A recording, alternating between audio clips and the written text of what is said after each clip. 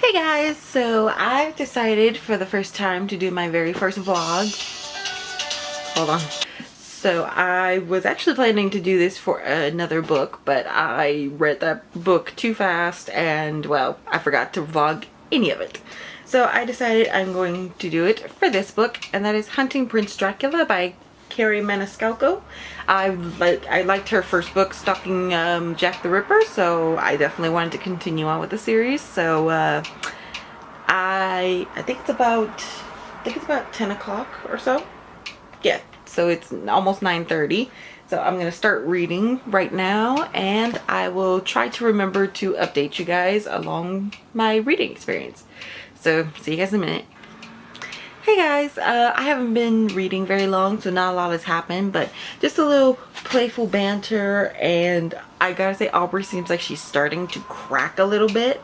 But I'm actually at the part where they finally get to the school, and Thomas tells Aubrey to watch out for something, and she's like, oh, what would I do without you, kind of being sarcastic to him, and he turns to her and gives her this completely serious look and says, you would miss me terribly, just as I would miss you, and know it. And I just had to stop there, because I've noticed that in the last two books, while they may have their playful banter and little flirts, Thomas is completely serious at certain points about his emotions for her. He's plain out told her how he feels for her. And while she hasn't admitted the same thing back, of course we know she actually does feel it. But yeah, Thomas is completely serious. He's not one of those guys to kind of just play it off or be flirty with everybody. It's definitely just he's in love with her thing. But yeah, it's actually getting pretty interesting. The first murders happened already and everything, so I'm looking forward to see what's happening next. I will see you guys in a few minutes or a few hours, who knows. Okay, so Aubrey just met a character who was mentioned in the first book that we never actually got to meet, though. She just walked in on that character in the throes of passion with another, and I definitely did not see that one coming, but I like it though. It's definitely not something I thought, well, of course, logically I know it's things that happened in this era, but it's just not something I expected to see in the book. But it's still pretty good.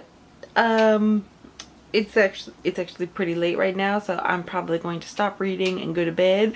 But since it's a Friday, I'll probably just start immediately back up when I wake up. So I will see you guys later.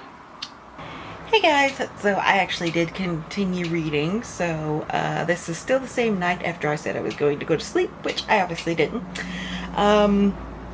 So I just got to the part where Thomas told one of their teachers about Aubrey's delicate constitutions, and she is blazing mad. I gotta say, I don't blame her, especially considering how hard it is for her already for these people to take her seriously. And then he goes and tells them that. Basically, I think the constitutions kind of like meant like she was like weak-minded or something like that. But it just made them lose even more respect for her. And I honestly say, I don't blame her.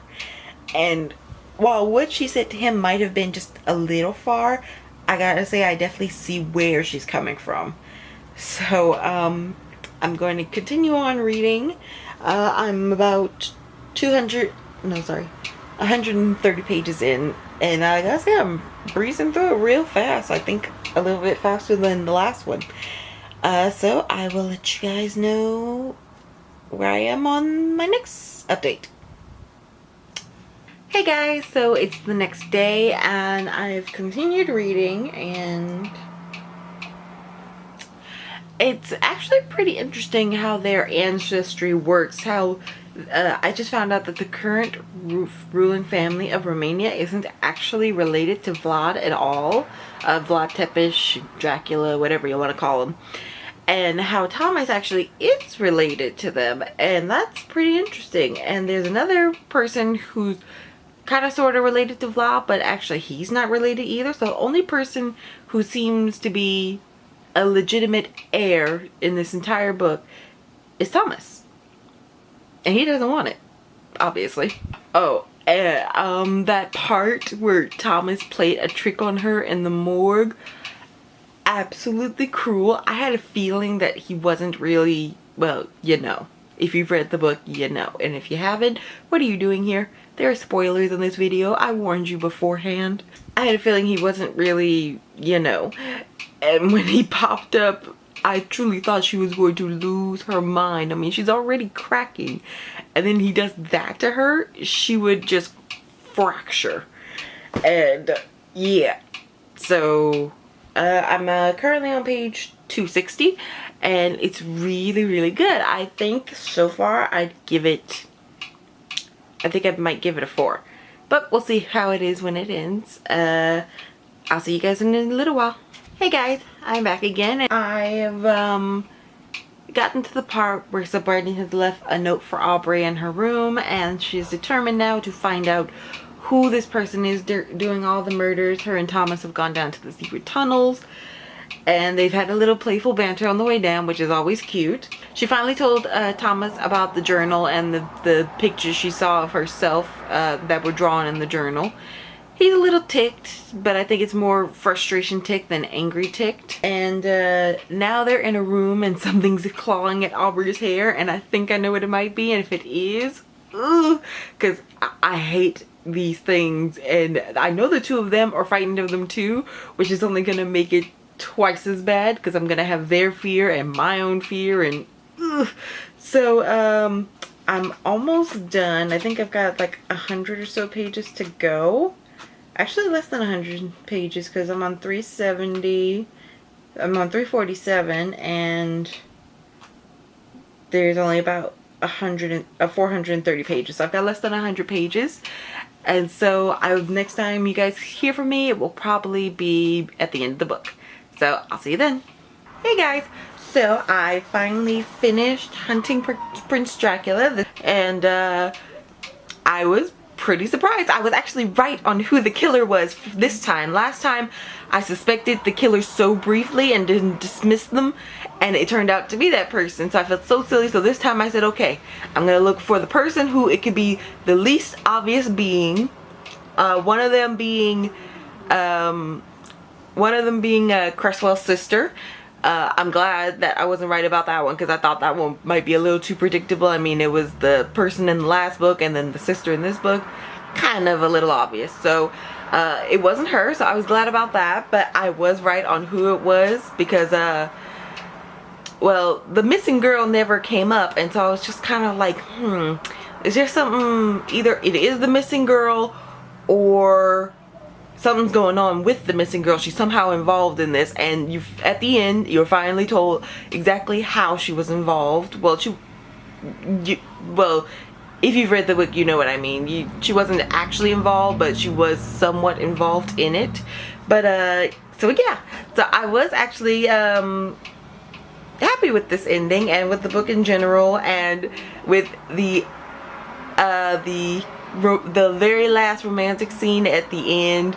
And I loved her outfit. I really want to see a fan art of that outfit she was wearing at the end, because that sounds awesome. It almost sounds like she was wearing skinny, almost like skinny jeans, maybe leggings instead of skinny jeans, and a nice blouse, kind of, with the scalpel belt.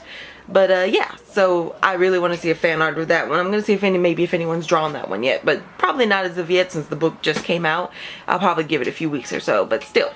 So yeah, I gave this book I think I'm gonna give this one a 4-star. I think I gave the last one a 5, but I think I'm gonna give this one a 4. But I still really did enjoy it, and I can't wait to see what the third one is. So I'm still trying to figure out what the title for the third one would be, because it hasn't been released yet. We've had Stalking Jack the Ripper, now Hunting Prince Dracula. What's the third one gonna be? Because Jack the Ripper was real at one point. Dracula, with not being the vampire, was real also at one point. So what's the third one gonna be called? I'm still trying to figure that one out. And they talked about going on a ship at the end of this one, so I'm thinking, would their adventure be on the Titanic? But the Titanic happened in the early 1900s, and this is still like 18 something. So I doubt it'll be the Titanic. Come on, where are you? So yeah, this is 1888, so it's definitely not going to be on the Titanic. So I don't know, but I can't wait to find out. And once the title's released, I can start guesstimating what will happen from there. Well, I will see you guys in my wrap up. Bye.